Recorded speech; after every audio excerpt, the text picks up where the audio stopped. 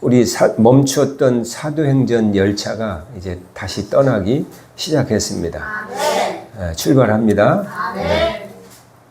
우리 지지난주에 지지난주 금요일 날 입추를 지나면서 날씨가 변해서 아침 저녁으로 선선하고 낮에 바람도 그렇게 덥지 않은 이런 계절이 됐습니다.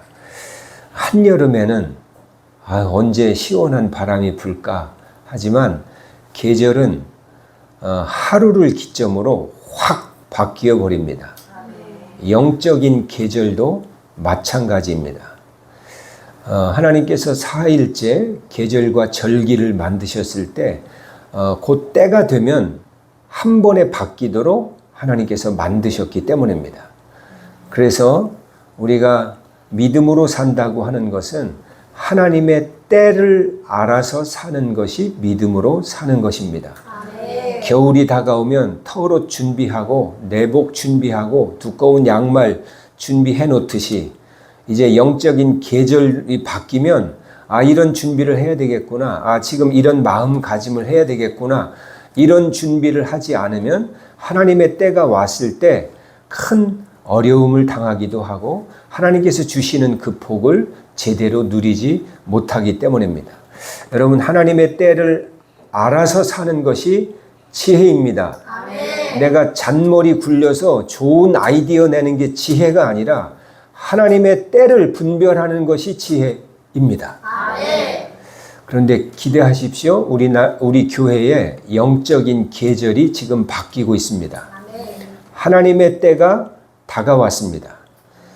새로운 영적인 계절을 허락하시는 하나님을 기뻐하며 우리 교회의 계절의 변화를 준비하는 우리 교회가 됐으면 합니다. 아멘. 그러면 무엇을 준비할 건가?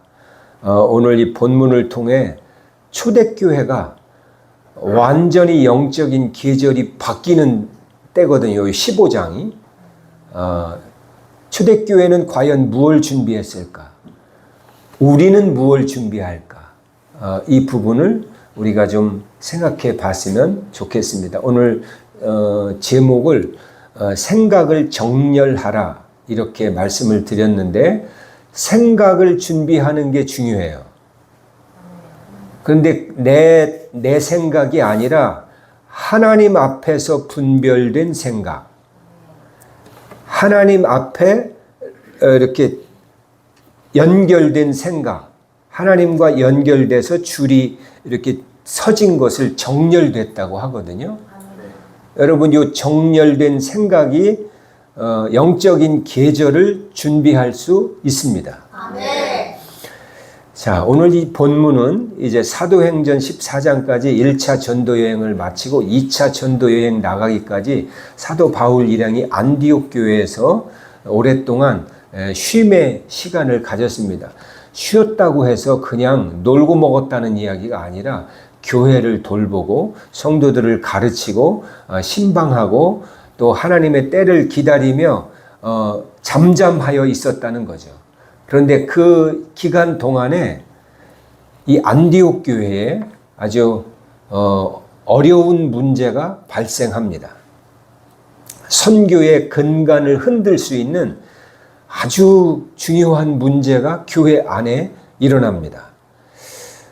외부에서 들어온 교인들로 인해서 교회에 문제가 생겨요. 우리 1절 말씀 다시 한번 읽어보겠어요? 시작. 어떤 사람들이 유대로부터 내려와서 형제들을 가르치되 너희가 모세의 법대로 할례를 받지 아니하면 능히 구원을 받지 못하리라 하니. 네.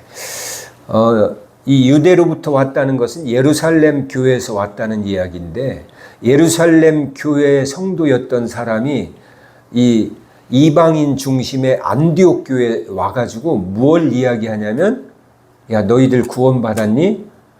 아니, 할례도 받아야 돼. 할례 받지 아니하면 구원도 못 받아.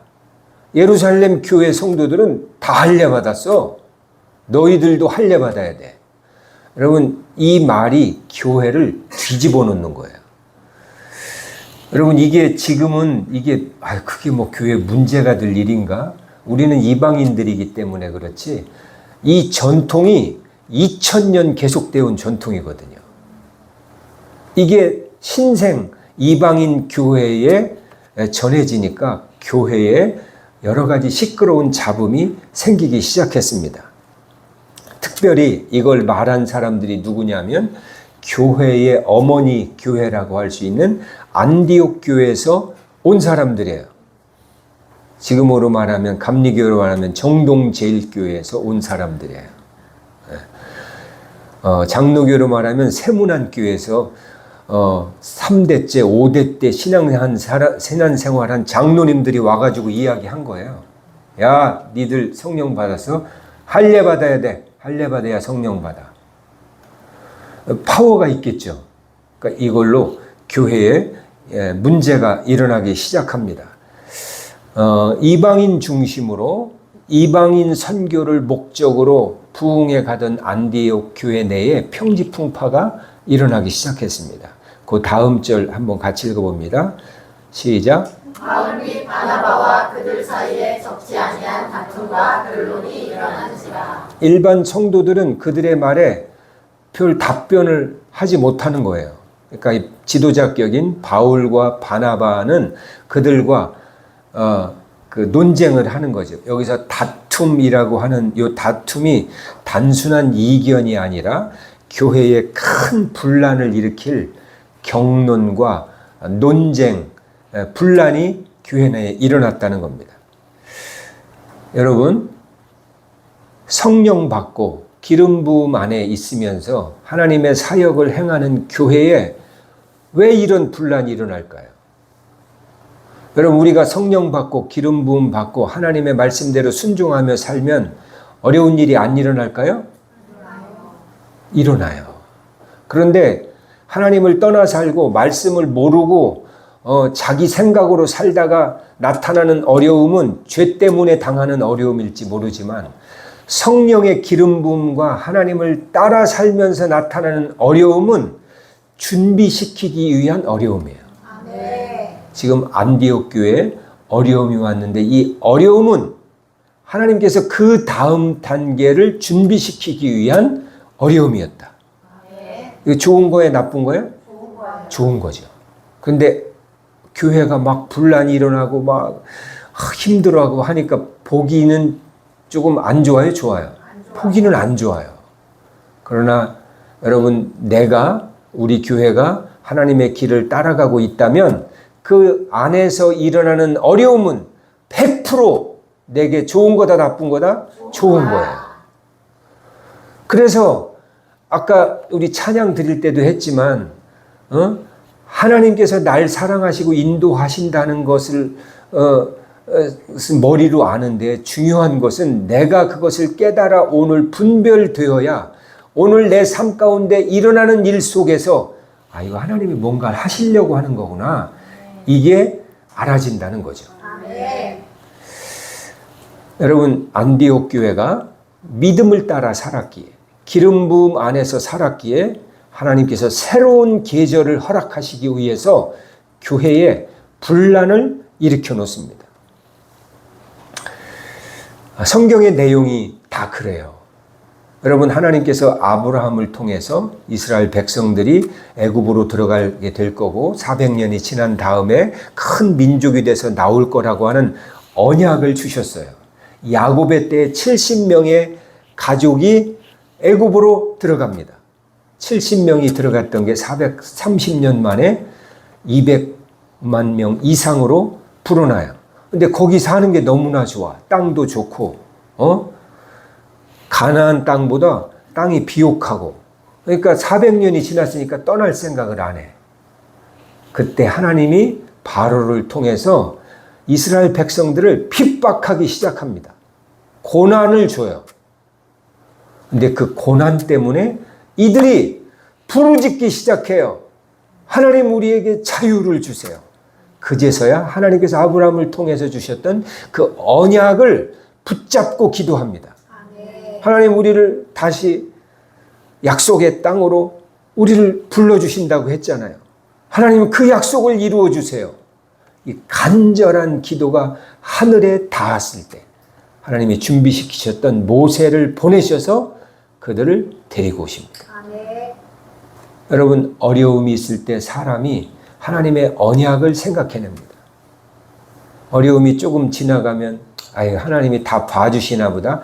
아니에요. 여러분, 참고 있는 거예요. 하나님이 참고 있는 건지 기다리고 있는 건지 지금 인도하고 있는 건지 내가 잘하고 있는 건지 이게 분별이 안 되면 하나님이 크게 고난을 주어야만 그들이 깨닫는 거예요. 이스라엘 백성들이 그걸 깨닫고서야 비로소 부르짖게 되고 언약을 붙잡게 된 거예요. 그래서 그 어려움이 그들에게 복이 되어 하나님께 부르짖게 되었고 모세를 보내게 되었고 광야로 가나안으로 나오게 되었어요. 다윗의 경우도 마찬가지죠. 여러분, 다윗이 기름 부음을 받은 때부터 고난이 생겨요.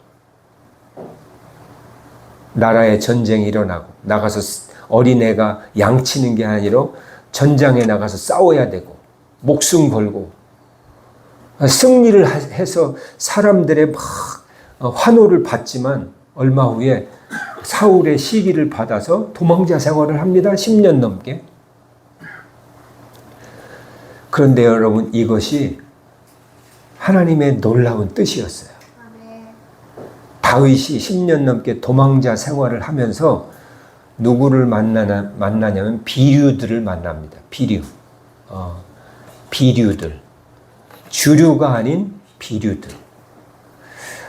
주류 세계에서 밀려났던 사람들, 상처받은 사람들, 소외받은 사람들, 감옥 갔다 온 사람들, 가난한 사람들, 지식은 있는데 쓰임받지 못하는 사람들, 이런 사람들을 만나요. 지금으로 말하면 노숙자들이에요. 거지들. 그들이 400명이 따라다녀요.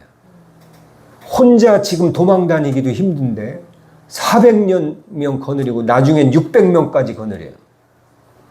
근데 이걸 통해서 하나님이 다윗에게 뭘 준비시키냐면 백성들의 삶을 낱낱이 보게 해요. 주변을 다니면서. 그리고 국제 정세를 보게 해요. 여러분, 이게 나중에 그 나라를 세우는 지식이 됩니다. 그 400명, 600명 따라다녔던 이 거지들이 나중에 다 뭐가 돼요? 개국 공신이 돼요. 다윗을 위해서, 나라를 위해서 목숨 바치는 부하들이 돼요. 여러분, 하나님의 뜻에는 필요하지 않은 것이 하나도 없습니다. 오늘 내 삶 가운데 이루어지는 어려움, 힘듦, 이 속에서 하나님의 뜻이 이루어지고 있습니다. 문제는 내가 그걸 분별해야 된다는 거예요. 분별이 안 되면 그냥 끝나는 거예요. 그냥 어려움 당하다가 하나님이 계속 부르시는데도 괴로움 당하다 끝나는 거예요. 하나님은 우리를 사랑하시고 우리를 놓지 않으시지만 우리가 분별될 때 지금 하나님의 분별이구나. 계절이 바뀌고 있구나. 지금 준비해야 되는구나. 여러분, 이 마음으로 우리가 나가고 있고 나가게 될 줄로 믿습니다.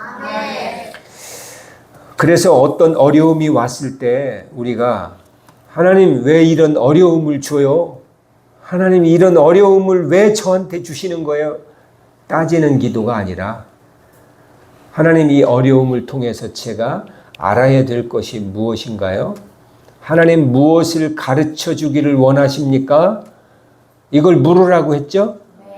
네. 여러분, 지난주에 회개에 대해서 우리 그 요약을 이렇게 해서 했어요. 우리 한 주간 그런 회개 하신 분 손 들어보세요. 네, 손 들어보세요. 네. 세 분, 네 분. 네. 여러분, 이 회개가 너무 놀라운 회개예요. 하나님께 묻지 않고 덮어놓고 하는 회개는 나를 위한 회개가 돼요. 하나님과 나 동시에 위하는 회개가 돼야 될 텐데 덮어놓고 하는 회개는 인간적인 회개가 윤리적인 회개가 되기 때문입니다. 하나님을 친밀하게 알 수 없는 회개가 돼요.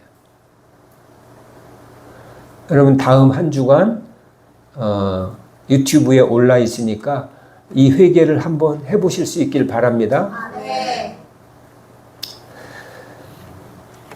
우리 15장 2절 뒷부분 한번 같이 읽어보겠어요. 시작. 형제들이 이 문제에 대하여 바울과 바나바와 및 그 중에 몇 사람을 예루살렘에 있는 사도와 장로들에게 보내기로 작정하니라. 네.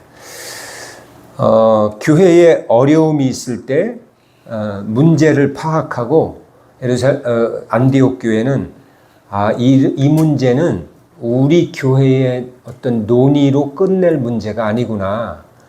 어머니 교회엔 예루살렘 교회에 사람을 보내서 거기서 다뤄야 될 문제구나 라고 의견이 모아집니다. 문제를 갖고 기도하는데 한 걸음 나아가는 결론에 도달했던 것입니다. 그래서 바울과 바나바 그리고 지도자격인 몇 사람이 안디옥 교회에서 출발해서 예루살렘 교회로 떠나기 시작합니다. 네, 안디옥은 지금의 터키 남부 쪽에 있는 도시죠. 거기서 걸어서 내려와서 지금의 레바논을 거쳐서 그 사마리아 땅을 거쳐서 예루살렘까지 옵니다. 무려 500km 정도 되는 거리예요. 그 거리를 이 문제를 해결하기 위해서 걸어오는 겁니다. 드디어 예루살렘에 도착하니까 성도들과 예루살렘 교회 사도들과 또 예전에 알았던 사람들이 이제 바울 일행을 다 반겨줍니다. 드디어 이제 바울 일행이 예루살렘 교회를 방문한 이 이유, 그 이유가 뭐냐면 이방인들도 할례 받아야 구원받을 수 있다. 할례 받지 아니하면 구원받지 못한다. 이 문제를 예루살렘 교회에 정식으로 여기에 대한 답변을 요구하는 의제를 내놓게 됩니다. 이 할례 문제를 가지고 이 회의가 열린 거예요. 이걸 가리켜 교회사적으로 제1회 예루살렘 공회의라고 이야기합니다. 너무너무 중요한 거예요. 이걸 전통으로 해가지고 그 이후에 교리적인 논쟁이 있을 때마다 니케에서 캘커타에서 이 공회의가 계속 열립니다. 이 제1회 예루살렘 공회의 문제는 할례 받지 않은 사람도 구원받을 수 있는가의 문제였습니다. 유대인에서 이방인으로 복음이 넓혀지기 위해서 반드시 이 문제에 대한 해답을 내놓아야 하는 아주 중요한 회의였습니다. 여러분, 회의가 이제 시작됐어요. 그런데 놀라운 것은 예루살렘 교회 안에도 성령 받았어요. 예루살렘 교회 성도들 성령 받았어요. 지도자들은 뭐 당연한 거죠. 이미 성령 받고 한참을 지났는데도 아직까지도 할례 받아야만 구원받는 거다. 이런 성도들이 꽤 있었어요. 그래서 이 문제로 이 회의 안에서 여러 가지 의견이 오고 가게 됩니다. 아니, 성령 받으면 다 이렇게 해결되는 거 아닌가? 성령 받으면 생각이 다 똑같아져요? 하나님의 생각으로? 아니에요. 성령 받고도 한참 걸려요. 중요한 건 성령 받은 사람이 어떤 문제가 생길 때마다 기도해가지고 하나님의 생각을 알아내고 해서 의견을 하나로 합치는 거죠. 그래서 교회 회의는 그냥 내 생각 해가지고 손들어가지고 다수결로 결정하는 게 아니라 하나님의 생각을 끌어내서 하나님의 생각을 알아내가지고 그걸 가지고 다수결을 하는 거예요. 그러니까 하나님의 생각을 분별 안 되는 사람은 사실은 회의에 참석하면 안 되는 거예요. 교회는 하나님의 뜻에 따라서 움직여야 되기 때문에. 자, 그 회의가 지금 열리는 거예요. 베드로 사도를 비롯해서 이제 12사도가 다 있죠. 장로들이 있죠. 바울과 바나바 있죠. 또 안디옥 교회에서 온 성도들, 지도자인 성도들 같이 모여가지고 회의를 하게 됩니다. 여러분, 할례 받지 않는 사람도 성령 받고 구원 받을 수 있어요, 없어요? 당연히 있죠. 당연히 있죠. 그런데 이 당시에 이게 왜 이렇게 문제가 됐냐면 2000년 전부터 유대교 전통에서 그 할례를 받아왔거든요. 2000년이면 어느 때냐면 우리나라 사만, 진한, 마한, 변한, 뭐 가야 시대 이런 때부터 있었던 전통이에요. 그때부터 나라적으로, 국가적으로 모든 가정에서 다 지켰던 전통이 할례거든요. 그러니까 지금 여러분 마한, 진한, 변한 때 했던 여러분 전통 뭐 지키는 거 있으세요? 뭐 생각도 안 나죠? 조상이 누군지도 모르고. 이 2000년 된 전통을 하루아침에 번복한다는 건 쉬운 일이 아닙니다. 여러분 우리 안에 내가 자라면서 갖고 있던 생각이 우리 성도들과 또 교회 안에서 이렇게 서로 다른 의견이 나올 수 있어요. 그러면 그때 무엇로 하나 되어야 되는 거예요? 하나님은 어떻게 생각하시는 거예요? 하나님은 어떻게 생각하시는가? 성경과 과연 관련이 있는 것인가? 이걸 분별하는 게 교회 지도자들이에요. 그러니까 하나님의 음성을 듣지 못하는 사람은 지도자가 돼서는 안 돼, 교회에서. 교회를 엉망으로 만들어 놓기 때문에. 지금 예루살렘 회의에서 사도들, 장로들, 이 사람들이 지금 그 회의를 하고 있는 겁니다. 쉽지 않은 거예요. 오래된 전통일수록 생각 속에 더 깊이 박혀 있거든요.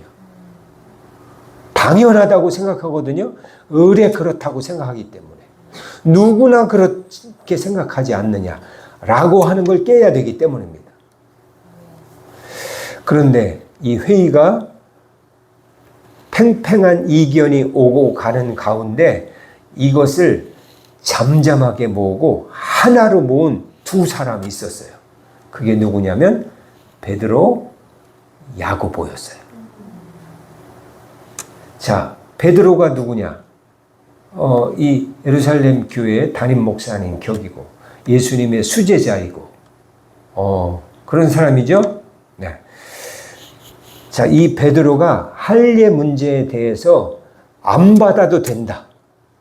이것을 강력하게 외치는데 뭐라고 하냐면 우리 7절에서 9절 말씀 한번 같이 읽어봅니다. 시작. 베드로가 일어나 말하되 형제들아 너희도 알거니와 하나님이 이방인들로 내 입에서 복음의 말씀을 들어 믿게 하시려고 오래전부터 너희 가운데서 나를 택하시고 또 마음을 아시는 하나님이 우리에게와 같이 그들에게도 성령을 주어 지원하시고 믿음으로 그들의 마음을 깨끗이 하사 그들이나 우리나 차별하지 아니하셨느니라.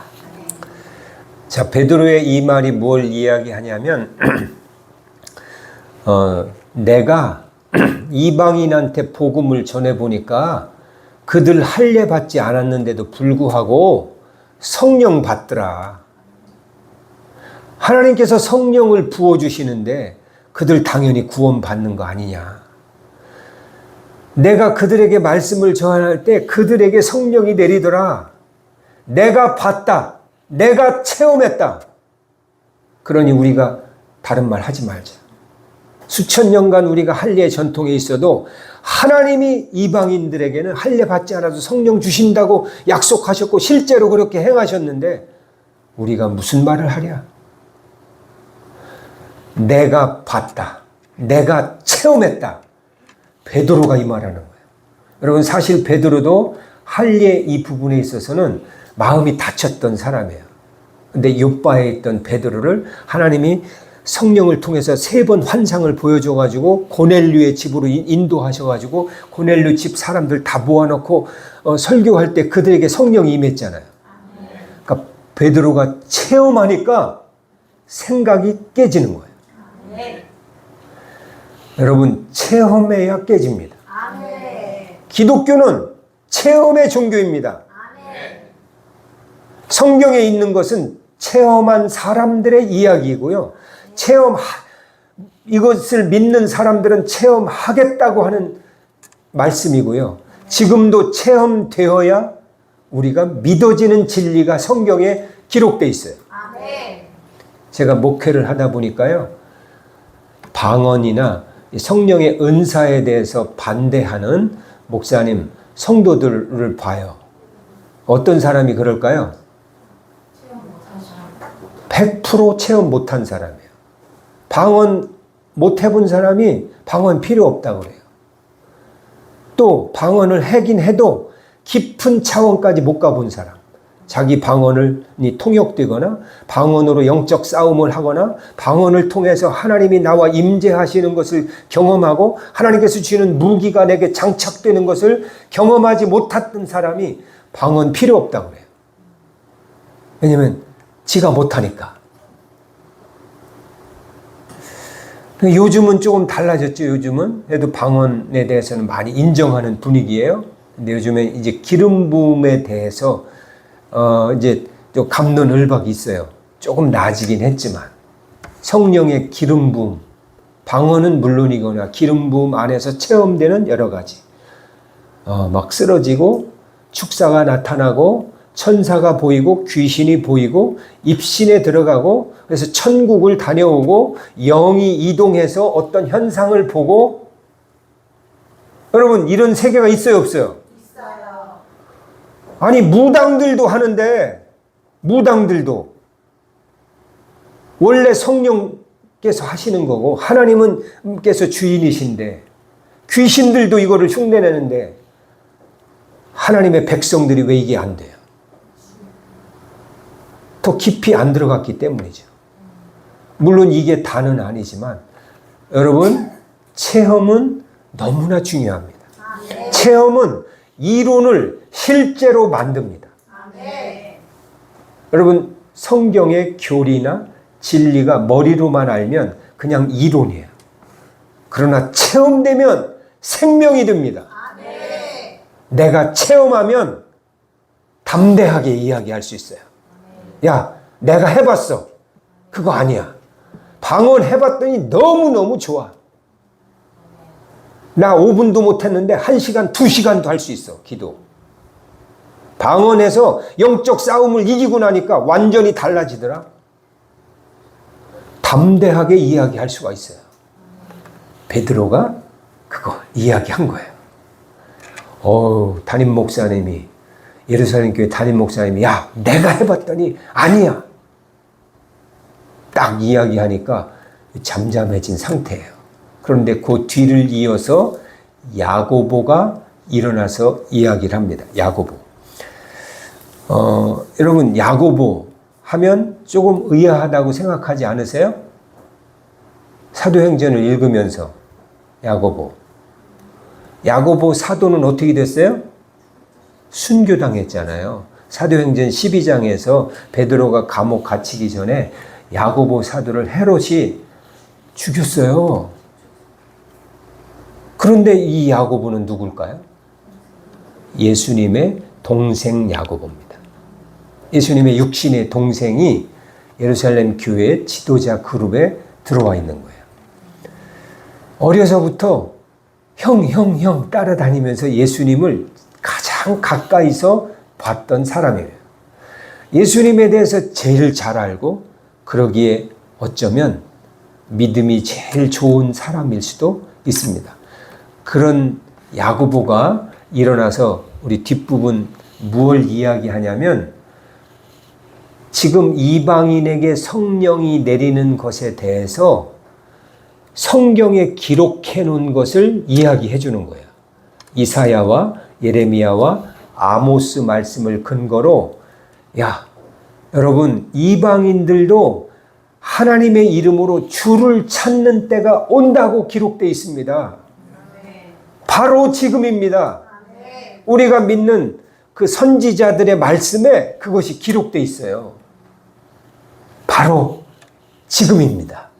이걸 성경적인 근거로 제시를 하는 겁니다. 여러분, 이게 너무너무 중요합니다. 체험과 함께 성경이 같이 갖추어져야 돼요. 아멘. 체험만 있으면 위험해요. 체험만 하다 보면 양신 역사로 갈 수 있어요. 영적인 세계에서는 성령의 세계와 귀신의 세계가 막 뒤엉켜 있기 때문에 내 상처가 치유되지 않고 내 고집이 꺾여지지 않은 채 성령 강조하고 체험만 하다 보면 귀신의 것을 확 받아버려요.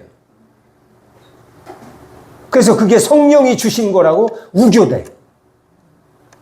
뭐가 없으니? 말씀이 없으니까. 성경으로 분별해야 되는데 체험만 있으니까 깡만 세가지고 우기기만 해 그냥. 내가 봤다. 내가 들었다. 들은 건 맞지.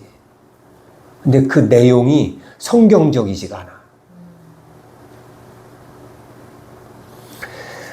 지금 베드로의 체험과 야고보를 통해서 선지자들의 말씀을 통해서 확인이 되는 거예요. 그래서 2000년 가까이 끌어온 이 할례 받아야만 하나님의 백성이라고 하는 이 이론이 깨어지고 할례 받지 않아도 성령이 부어지고 하나님의 백성이 될 수 있다 라고 하는 결론에 다다르게 됩니다. 여러분 이거 우리 이방인인 우리가 보기에는 별거 아닌 것 같은데요. 코페르니쿠스적 발상이에요. 완전히 경천동지할 생각의 전환입니다. 그런데 예루살렘 교회는 이걸 해냈어요. 누구의 뜻을 분별한 거예요? 하나님의 뜻을 분별한 거예요. 여러분 많은 사람이 주장하는 게 중요하지 않아요? 하나님의 뜻은 무엇인가를 아는 게 중요하고 교회는 그것을 분별하고 100명이 반대해도 한 사람이 찬성할지라도 하나님의 뜻이라면 그 길을 따라가는 게 교회입니다. 그래서 존 웨슬리가 강조했던 믿음의 사람들이 교회가 따라가야 될 4가지 기둥, 성서, 이성, 전통, 마지막이 체험이에요. 그래서 성서와 체험이 같이 있어요. 이걸 신앙적인 이성으로 분별하라는 겁니다. 여러분 지금 안디옥 교회에 이런 어려움이 오고 예루살렘 교회까지 번져서 예루살렘 교회도 이 문제를 가지고 막 갑론을박 어려움이 왔는데 이 어려움은 결국 누가 허락하신 거예요? 하나님이 주신 거예요. 하나님이. 뭐 하라고 주신 거예요? 니들 생각 바꿔라. 생각을 다시 하나님 앞에서 정렬하라. 그래서 이런 어려움을 주신 거예요. 왜? 왜 이 생각이 중요해요? 이 생각이 바꿔지지 않으면 세계 선교로 나아갈 수 없기 때문에. 이 생각이 바꿔져야만 아시아 전역과 유럽으로 복음이 전해질 수 있거든요. 예루살렘 교인들은 이방인들에 비하면 몇 명 안 돼요. 수십 명, 수백만 명, 수천만 명으로 전도되어야 나갈 텐데 이방인들은 성령 할례 받지 않아도 성령 받을 수 있다. 이 생각이 바뀌어져야만 세계 선교로 나갈 수 있었기 때문입니다. 여러분 하나님의 일을 함께 진행하여 나아가기 위해서 우리의 생각을 하나로 정렬시키는 게 필요합니다. 단지 사람의 의견을 다수결로 정한다는 의미가 아니라 하나님의 생각으로 하나 되는 겁니다. 물론 오늘 점심 때 김치찌개 할까요? 된장찌개 할까요? 뭐 이런 거는 나눠줘도 돼요. 네? 물 먼저 먹을까요? 커피 먼저 먹을까요? 먹고 싶은 대로 먹어. 이런 건 중요하지 않아요?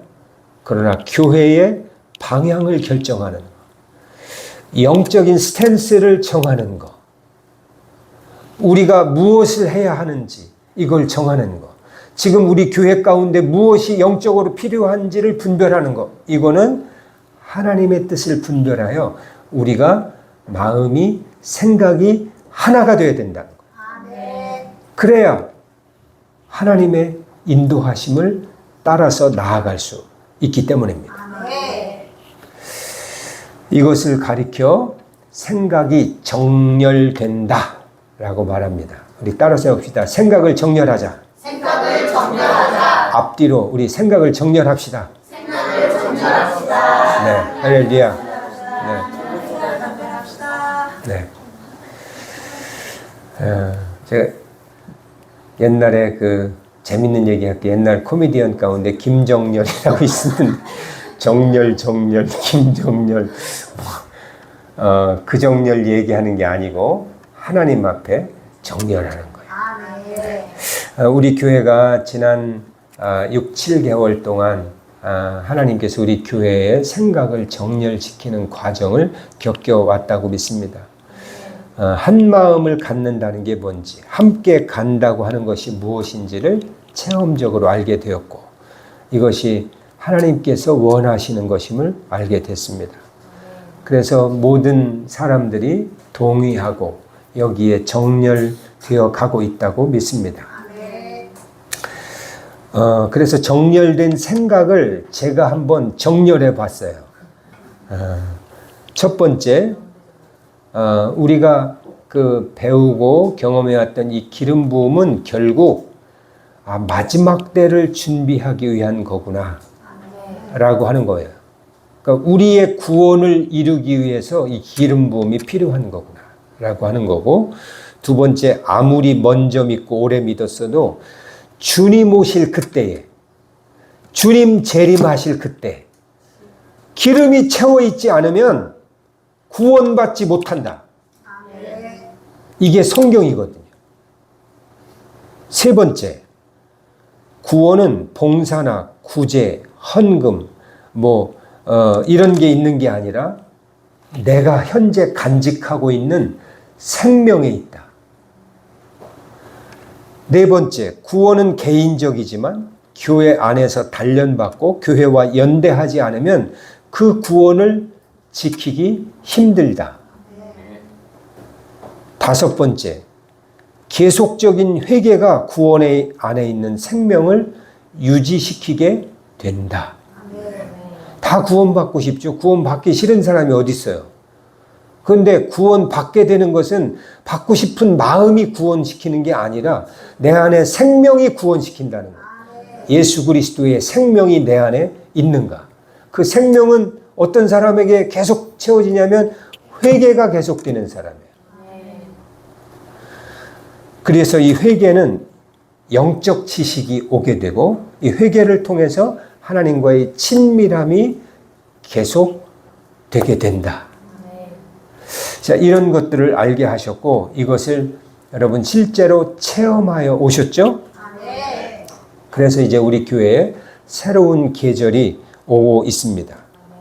여러분 마음을 준비하고 주님의 때를 분별합시다.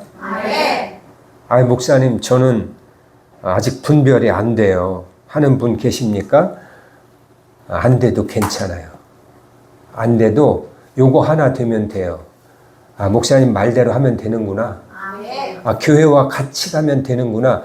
요 생각만 있으면 돼요. 영적 지도자를 신뢰하고 성도와 연결되어 있으면 내가 분별이 안 돼도 그 길을 갈 수 있습니다. 그러나 이것마저 없으면 위험한 상태에 이르게 됩니다. 여러분 결론을 말씀드립니다. 저는 남양주 드림교회 담임 목사로서 여러분들을 이제 새로운 땅으로 인도해 갈 것입니다. 이제 밖을 향해 문을 열기 시작할 것입니다. 새로운 성도들을 맞이할 것이고 성도들을 보내달라고 기도할 것입니다. 여러분들도 그런 마음의 준비를 하고 그런 기도를 하고 그 마음을 열고 여러분 마음과 여러분의 관계 옆에 누군가를 세울 수 있는 자리를 마련해 가실 수 있기를 바랍니다. 여러분 우리 교회는 마지막 때를 준비하는 교회이고 그런 성도를 키우는 교회이고 그런 성도들을 이제 받아들여서 그들에게 알려줄 것입니다. 하나님께서 우리에게 맡겨주신 사명입니다.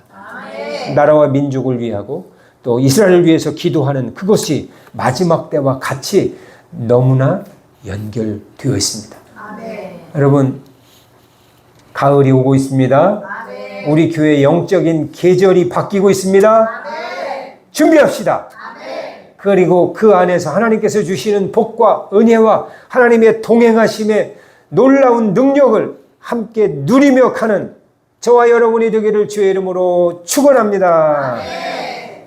축원합니다. 아멘. 기도하겠습니다.